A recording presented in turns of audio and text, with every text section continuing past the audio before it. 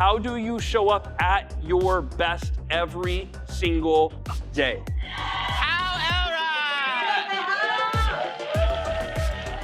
Elrod! A year and a half into my Cutco career, I gave a speech at a conference. Driving home that night, I was hit head-on by a drunk driver at 70 miles per hour. And when I came out of the coma, I had to face this unimaginable reality. The doctor said permanent brain damage and I might never walk again. And the way that I processed it ended up being very empowering.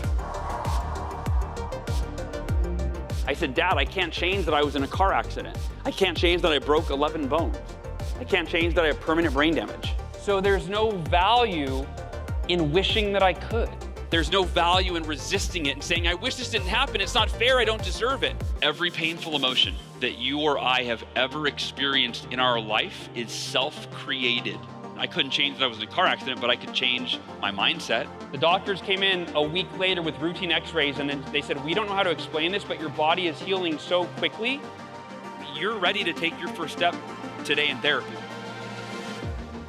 I was diagnosed with a very rare form of cancer. I made the decision when I was diagnosed with cancer, I'll be the happiest, most grateful I've ever been in my life while I go through the most difficult time in my life.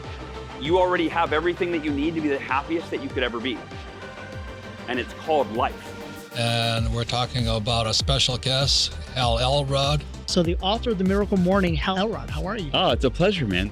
It's a daily practice that enables you to become a better version of who you were when you went to bed the night before. I'm now starting to realize, what are my goals and what am I doing every day to move actively toward them. Business increased at a record year. I've had a big turning point. I'm growing my company at record rates and everyone's bonding and galvanizing in the office. Thank you for being here. Thank you so much. I love you guys and gals.